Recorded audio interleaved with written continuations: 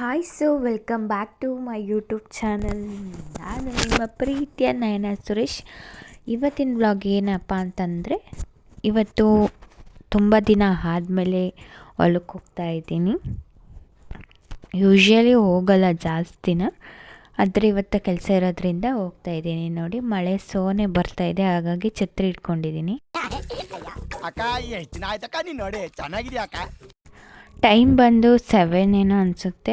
ಬೇಗನೆ ಹೊರಟ್ವಿ, ಬೇಗ ಬರ್ಬೋದು ಅಂತ ಹೇಳಿ, ಹಾಗಾಗಿ ಹೋಗ್ತಿದ್ದೀವಿ. ನೀವೆಲ್ಲರೂ ನನ್ನ ವಿಡಿಯೋ ಮಸ್ಟ್ ವಾಚ್ ಮಾಡಬೇಕು ಡೈಲಿ ನಾನು ಹಾಕ್ದಾಗ.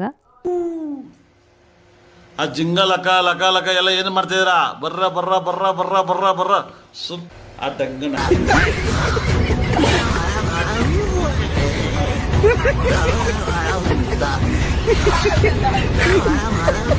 ನೋಡಿ, ಫೈನಲಿ ಹೊಲಕ್ಕೆ ಬಂದಿದ್ದೀವಿ. ಇವಾಗ ಇದಲ್ಲ ನಮ್ಮದು ಹೊಲ, ಇವಾಗ ತೋರಿಸ್ತಿದ್ದೀನಲ್ಲ, ಅಲ್ಲಿ ಒಂದು ಸ್ವಲ್ಪ ಒಂದೇ ತಕ ಗುಚ್ಚಕ್ಕೇನೋ ಸೊಪ್ಪು ಬೆಳೆದಿದೆಯಲ್ಲ, ಅದೇ ನಮ್ಮ ಹೊಲ. ಇವಾಗ ಬಂದಿದ್ದೀವಿ, ಕೆಲಸ ಮಾಡಬೇಕು, ಕೆಲಸ ಸ್ಟಾರ್ಟ್ ಮಾಡಬೇಕು. ಅದಕ್ಕಿಂತ ಮುಂಚೆ ಈರುಳ್ಳಿ ಬೆಳೆದಿದ್ದೀವಿ, ಆದರೆ ಅಷ್ಟೇನು ಕಾಣ್ತಾ ಇಲ್ಲ. ಸ್ವಲ್ಪ ದೊಡ್ಡದಾದರೆ ಚೆನ್ನಾಗಿ ಕಾಣುತ್ತೆ. ಮಳೆ ಇವಾಗ ಬಂದಿರೋದ್ರಿಂದ ಇವಾಗ ಹುಟ್ಟಿದೆ ಅಷ್ಟೇ.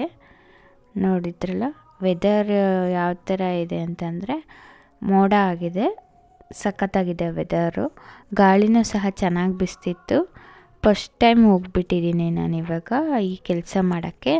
ಬೆಳ್ಳುಳ್ಳಿ ಮತ್ತು ಮೆಣಸೆ ಬೀಜನ ಏನೋ ಸಡ್ಡೆಯಲ್ಲಿ ಬಿತ್ತಕ್ಕೆ ಫಸ್ಟ್ ಟೈಮ್ ಹೋಗಿರೋದು, ನನಗೆ ಗೊತ್ತಿಲ್ಲ. ಈ ಕುರಿರು ಮಂದೆ ನಿಲ್ಲಿಸ್ತಾರಲ್ಲ, ಅವಾಗೇನೋ ಗಿಡ ತಂದು ಒಂದೇ ತಕ ಹಾಕಿದ್ರೇನೋ ಹಂಗೆ ಹೊಚ್ಚಿಗೆ ಹುಟ್ಟಿದ್ದಾವೆ. ಅದನ್ನು ಆಮೇಲಿಂದ ಕೀಳಬೇಕು, ಇಲ್ಲ ಅಂತಂದರೆ ಈರುಳ್ಳಿ ಮೇಲಕ್ಕೆ ಎದ್ದಾಣಲ್ಲ. ಆಲ್ಮೋಸ್ಟ್ ಅಲ್ಲಿ ಈರುಳ್ಳಿನೇ ಹುಟ್ಟಿಲ್ಲ.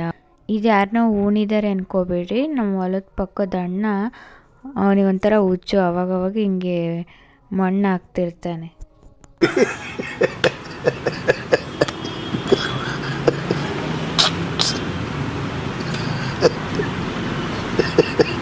ವೆದರ್ ಸಖತ್ತಾಗಿದೆ. ನಮ್ಮ ಹೊಲದಿಂದ ಒಂದು ಬೆಟ್ಟ ಕಾಣುತ್ತೆ ಆಯಿತಾ, ಅದನ್ನು ಝೂಮ್ ಮಾಡಿದ್ದೀನಿ. ನಂಗೆ ಆಲ್ಮೋಸ್ಟ್ ಯಾರೋ ಅಲ್ಲಿ ಮಲಗಿರೋ ಥರನೇ ಕಾಣುತ್ತೆ. ಅದು ಸ್ವಲ್ಪ ಫೇಸ್ ಶೇಪ್ ಇದೆ. ಆಮೇಲೆ ಕೆಲಸ ಸ್ಟಾರ್ಟ್ ಮಾಡೋಣ ಅಂತ ಸ್ಟಾರ್ಟ್ ಮಾಡಿದೆ. ನೋಡಿದ್ರಲ್ಲ, ಫಸ್ಟ್ ಟೈಮ್ ನಾನು ಈ ಥರ ಕೆಲಸ ಮಾಡ್ತಿರೋದು ಎತ್ತಿನ ಥರನ. ನಮ್ಮ ಅಮ್ಮನ ಹತ್ರ ಎಷ್ಟು ಬೈಸ್ಕೊಂಡಿದ್ದೀನಿ ಅಂತಂದರೆ ಹೇಳ್ಬಾರ್ದು. Emotional damage. You want some therapy?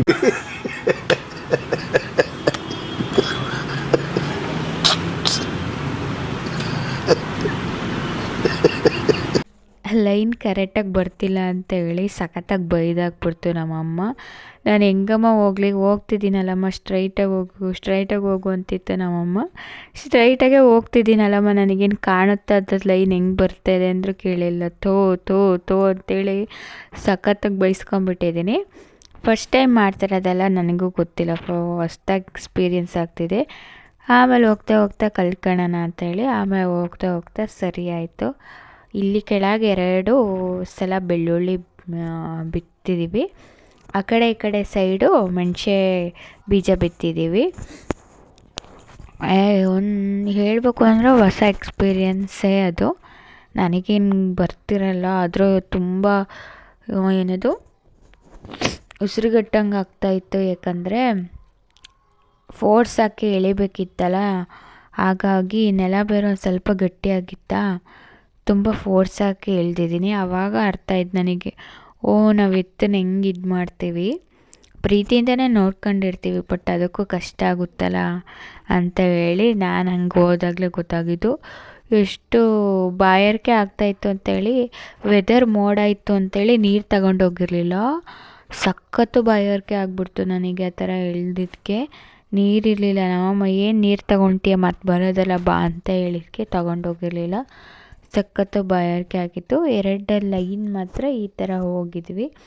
ಅಲ್ಲಿಗೆ 1/4 kg ಬೆಳ್ಳುಳ್ಳಿ ಹೆಸಳೆಲ್ಲ ಖಾಲಿ ಆಗಿಬಿಟ್ಟಿತ್ತ, ಹಾಗಾಗಿ ಅದನ್ನು ಕಂಪ್ಲೀಟ್ ಮಾಡಿದ್ದೀವಿ. ನನಗೆ ಎಷ್ಟು ನಗು ಬರ್ತಿತ್ತು ಅಂತಂದರೆ, ನೋಡಿ ನನಗೆ ನಗು ಬರ್ತಿತ್ತು. ಯಾಕಂತಂದರೆ ನಾನು ಆ ಥರ ಕೆಲಸ ಮಾಡ್ತಿದ್ನಲ್ಲ, ಅದನ್ನು ನೋಡಿ ನನಗೆ ಅದು ಲೈನ್ ಕರೆಕ್ಟಾಗಿ ಬರ್ತಿರ್ಲಿಲ್ಲ. ನಮ್ಮಮ್ಮ ಬೈಯೋದು ನೋಡಿ ನನ್ನ ಮೇಲೆ ನನಗೆ ನಗು ಬರ್ತಾಯಿತ್ತು. ಇದೊಂದು ಬದುಕಿ, ಇದೊಂದು ಜನ್ಮವೇ, ಎಂತಹ ದುರ್ವಿಧಿ, ಇದೆಂತಹ ದುರ್ವಿಧಿ. ಸೊ ಹೊಸ್ದಾಗಿ ಕಲಿತಿರೋದಲ್ಲ, ಟೈಮ್ ಬೇಕೇ ಬೇಕು ಅಲ್ವಾ, ಯಾವುದೂ ಒಂದೇ ಸಲ ಬರೋಲ್ಲ. ನೋಡಿದ್ರಲ್ಲ ಎತ್ತು ಹೆಂಗೆ ಎಳೆಯುತ್ತೋ ಹಂಗೆ ಎಳಿತಿದ್ದೀನಿ. ನಮ್ಮಮ್ಮ ನನ್ನನ್ನು ಕರ್ಕೊಂಡೋಗಿತ್ತೆ, ಭಾಳ ಚೆನ್ನಾಗಿ ಕೆಲಸ ಮಾಡ್ತೀಯ ಅಂತೇಳಿ. ಬೈಸ್ಕೊಂಡು ಹೆಂಗೆ ಮಾಡಿದ್ದೀನಿ ಅಂತಂದರೆ ಹೇಳ್ಬಾರ್ದು, ನನಗೆ ನಗು ಬರುತ್ತೆ, ಅಯ್ಯೋ ದೇವ್ರೆ ಅಂತ ಹೇಳಿ. ಆಮೇಲೆ ಇದು ಇವಾಗ ಎಳ್ಕೊಂಬಂದ್ವಲ್ಲ, ಅದನ್ನು ಕಾಲಾಗೆ ಲೈನ್ನ ಮುಚ್ಕೊಂಡು ಒಂದು ಸ್ವಲ್ಪ ತೊಳ್ಕೊಂಡು ಹೋಗ್ಬೇಕಾಯ್ತಾ. ಅದನ್ನೇ ಮಾಡ್ತಾಯಿರೋದು ಇವಾಗ ಕೆಲಸನ. ಅದು ಬೆಳ್ಳುಳ್ಳಿದು ಹಾಕಿದ್ದೀವಲ್ಲ ಇವಾಗ ಹೆಸ್ಲನ್ನ, ಅದನ್ನೇ ಈ ಥರ ಕ್ಲೋಸ್ ಮಾಡಿಕೊಂಡು ಮುಚ್ಕೊಂಡು ಹೋಗಬೇಕು ಲೈನ್ನ. ಆಮೇಲೆ ನಾನು ಸ್ವಲ್ಪ ಅಷ್ಟೇ ಕಾಲಲ್ಲಿ ಪ್ರೆಸ್ ಮಾಡ್ಕೊಂಡು ಹೋಗಬೇಕು ಮುಚ್ಚಾದ್ಮೇಲೆ. ಅದನ್ನೇ ಇವಾಗ ಮಾಡ್ತಾ ಇರೋದು. ಕ್ಲೌಡ್ ಮೂಮೆಂಟ್ ಯಾವ ಥರ ಮುಂದೆ ಹೋಗ್ತಿದೆ ಅಂತ ನೀವೇ ನೋಡ್ಬೋದು. ವಿಡಿಯೋನ 2ಗೆ ಸ್ಪೀಡ್ ಮಾಡಿದ್ದೀನಿ, ಅವಾಗಷ್ಟೇ ಇದು ಗೊತ್ತಾಗ್ತಿರೋದು. ಇನ್ನೊಂದು ಸ್ವಲ್ಪ ಸ್ಪೀಡ್ ಮಾಡಿದರೆ ಯಾವ ಥರ ಮೂಮೆಂಟ್ ಆಗ್ತಿದೆ ಅಂತ ನಿಮಗೆಲ್ಲರಿಗೂ ಗೊತ್ತಾಗಿದೆ. ಬಟ್ ಸ್ಪೀಡಾಗಿ ಮೂಮೆಂಟ್ ಆಗೋದಿದ್ರೆ ಚೆನ್ನಾಗಿ ಕಾಣೋದು. ಅದನ್ನೆಲ್ಲ ಮುಚ್ಚಿ ಒಂದು 2 ಲೈನ್ ಏನಾಯಿತು, ಅಮ್ಮ ಒಂದು ಲೈನ್ ಮುಚ್ಚಿದ್ರು, ನಾನೊಂದು ಲೈನ್ ಮುಚ್ಚಿದೆ. ಮತ್ತು ಆ ಕಡೆ ವಿಡಿಯೋ ಕಂಟಿನ್ಯೂ ಮಾಡಿದ್ದೀನಿ.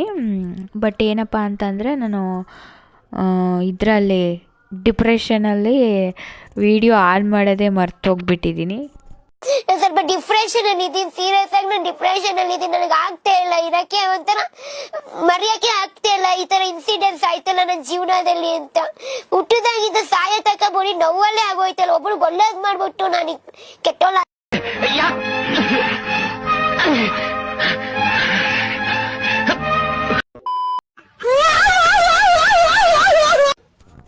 ಇವಾಗ ಕೆಲಸ ಮಾಡ್ಬೇಕಾದ್ರೆ ನನಗೊಂದು ಏನಪ್ಪ ನೆನಪಾಗಿದ್ದು ಅಂದರೆ, ನಮ್ಮ ಎತ್ತು ನೆನಪಾಗಿದ್ದು. 2 ಜೊತೆ ನಾವು ಒಂದು ಮಾತ್ರ ರಿಪ್ಲೇಸ್ ಮಾಡಿದ್ವಿ ಆಯಿತಾ. ಅದನ್ನು ನಾನು ನಿಮಗೆ ಇದರಲ್ಲೇ ಕ್ಲಿಪ್ಪಿಂಗ್ಸಲ್ಲೇ ಫೋಟೋ ಆ್ಯಡ್ ಮಾಡ್ತೀನಿ. ಹೇಳಬೇಕು ಅಂತಂದರೆ ನಮ್ಮ ಮನೆಗೋಸ್ಕರ ತುಂಬ ಶ್ರಮ ಪಟ್ಟಿರೋದಂತಂದರೆ ಎತ್ತುಗಳೇ ತುಂಬ ದುಡಿಮೆ ಮಾಡಿದ್ದಾರೆ. ಅದರಿಂದನೇ ನಾವು ಸ್ವಲ್ಪ ಆದರೂ ಓದೋಕ್ಕಾಗಿರೋದು. ಆದಾಯ ಬರೋದಲ್ಲ ಅದರಿಂದನ.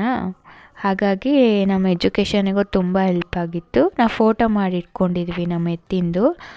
ಅದು ನಮ್ಮ ಅಪ್ಪಾಜಿ ಆಸೆ ಅಂತೇಳಿ ಮಾಡಿ ಇಟ್ಕೊಂಡಿದ್ದೀವಿ. ಅದನ್ನ ಇಲ್ಲಿಗೆ ಆ್ಯಡ್ ಮಾಡ್ತೀನಿ. ನೆಕ್ಸ್ಟು ಒಂದು ಎತ್ತಿಗೆ ಹುಷಾರಿಲ್ಲ ಅಂತ ಹೇಳಿ ಕಪ್ಪ ಅನ್ನೋ ಎತ್ತಿಗೆ ಇನ್ನೊಂದು ರಿಪ್ಲೇಸ್ಮೆಂಟ್ ತೊಗೊಂಬಂದ್ವಿ ಆಯಿತಾ.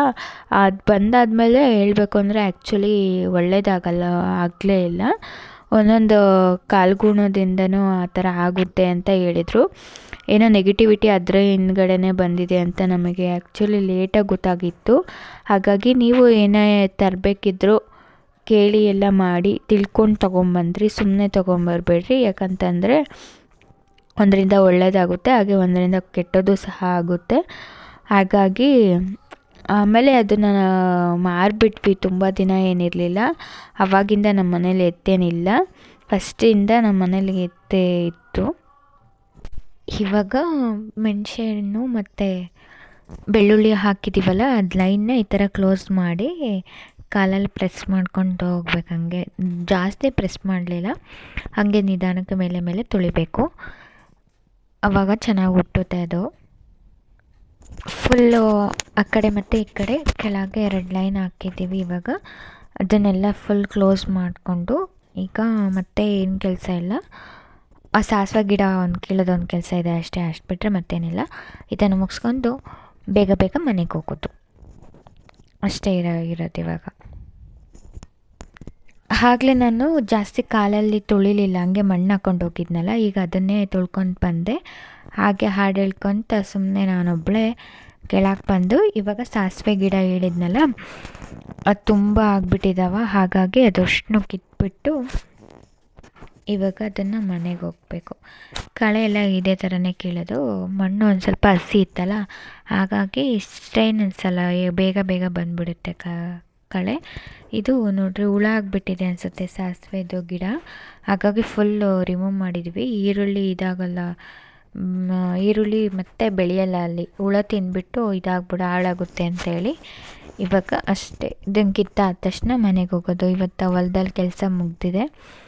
ನೋಡಿದ್ರಲ್ಲ, ಇವಾಗ ಅಷ್ಟು ಕಿತ್ತು ಅಲ್ಲಿದ್ದನ್ನೆಲ್ಲ ಕ್ಲೀನ್ ಮಾಡಿದ್ದೀವಿ. ಇವಾಗ ಮನೆಗೆ ಹೋಗಬೇಕು. ಛತ್ರಿ ಎಲ್ಲ ತೊಗೊಂಡು ಇವಾಗ ಮನೆಗೆ ಹೋಗ್ತಾ ಇದ್ದೀವಿ. ಮಳೆ ಬಂದಿತ್ತಲ್ಲ, ಹಾಗಾಗಿ ಚಪ್ಪಲಿನ ಇಲ್ಲೇ ಒಂದು ಹತ್ರ ಗಿಡದ ಹತ್ರ 1 ಕಿಲೋಮೀಟ್ರ್ ದೂರದಲ್ಲೇ ಬಿಟ್ಟು ಆಮೇಲೆ ಬರಿಗಾಲಲ್ಲಿ ನಡ್ಕೊಂಡು ಹೋಗಿದ್ವಿ. ಇವಾಗ ಚಪ್ಪಲಿ ಹಾಕ್ಕೊಂಡು ಚಲೋ ನಮ್ಮನೆಗೆ ಹೋಗೋಣ. ಇದು ಬಿಳೆಯಕ್ಕೆ ಹೋಗಿಡ, ಏನಾದರೂ ವ್ಯಾಪಾರ ಮಾಡಬೇಕಾದ್ರೆ ಇಟ್ಕೊಂಡ್ರೆ ಚೆನ್ನಾಗಿ ವ್ಯಾಪಾರ ಆಗುತ್ತಂತೆ. ಹಾಗೆ ಇಲ್ಲಿ ಹೋದ್ಸಲಿ ಬಂದಾಗ ಪಪ್ಪಾಯ ಹಣ್ಣಿಂದು ಗಿಡ ತೋರಿಸಿದ್ನಲ್ಲ, ಅದೆಷ್ಟು ಎತ್ತರ ಆಗಿಬಿಟ್ಟಿತ್ತು ಅಂತಂದರೆ ಸ್ವಲ್ಪ ಎತ್ತರ ಆಗಿಬಿಟ್ಟಿತ್ತು. ಹಣ್ಣೇನಿರಲಿಲ್ಲ. ಕಿತ್ಕೊಂಡು ಹೋಗಿದ್ರು ಬಂದು ತೊಗೊಂಡೋಗೋರು. ಇದು ನಮ್ಮದಲ್ಲ, ತೋಟ ಬೇರೆಯದು. ಆ ಲೈನಲ್ಲಿ ಹೋಗ್ತೀವಲ್ಲ, ಹಾಗಾಗಿ ರೋಡಿಗೆ ರೀಚ್ ಆಗಿದ್ದೀವಿ. ಇವಾಗ ನೀನು ಸ್ವಲ್ಪ ಹೊತ್ತಲ್ಲಿ ಮನೆಗೆ ಬರ್ತೀವಿ. ಅದಕ್ಕಿಂತ ಮುಂಚೆ ಅಲ್ಲಿ ಒಂದೇ ಹತ್ರ ರಾಗಿ ಬೆಳೆದಿತ್ತ, ಹಾಗಾಗಿ ಆ ರಾಗಿದು ಕ್ಯಾಪ್ಚರ್ ಮಾಡೋಣ ಅಂತ ಹೇಳಿಬಿಟ್ಟು, ಸಖತ್ತಾಗಿ ಕಾಣ್ತಿದೆಯಲ್ಲ ಗುಚ್ಚುಗಳೇ, ಪಾರ್ಕಲ್ಲಿ ಇದ್ದ ತಕ್ಕ ಹುಲ್ ಬೆಳೆದಾಗ ಹೆಂಗಿರುತ್ತೋ ಅದೇ ಥರ. ಅದೇ ಕಾಣ್ತಿದೆಯಲ್ಲ ಗ್ರೀನ್ ಕಲರಲ್ಲಿ, ಅದೇ ರಾಗಿ ಆಯಿತಾ, ಸಖತ್ತಾಗಿ ಕಾಣ್ತಿತ್ತು. ಆ ಥರ ಮನೆ ಸುತ್ತ ಹುಲ್ಲು ಬೆಳೆದು ಹೂವಿನ ಗಿಡ ಎಲ್ಲ ಇದ್ಬಿಟ್ರೆ ಏನು ಸಖತ್ತಾಗಿರುತ್ತೆ ಅಂತಂದರೆ, ವಾತಾವರಣನೂ ಹಂಗೆ ಸಖತ್ತಾಗಿದೆ ಅಲ್ಲ. ಹಾಗಾಗಿ ಕ್ಯಾಪ್ಚರ್ ಮಾಡಿದ್ದೀನಿ. ಮೋಡ ಚೆನ್ನಾಗೂ ಕಾಣ್ತಿತ್ತು, ಆ ಗ್ರೀನರಿನ ಚೆನ್ನಾಗಿ ಕಾಣ್ತಿತ್ತಲ್ಲ, ಹಾಗಾಗಿ ಕ್ಯಾಪ್ಚರ್ ಮಾಡಿದ್ದೀನಿ. ಇವತ್ತಿನ ವ್ಲಾಗ್ ನಂದು ಇಷ್ಟೇ. ಮತ್ತೆ ಭೇಟಿಯಾಗೋಣ. ನಮಸ್ಕಾರ.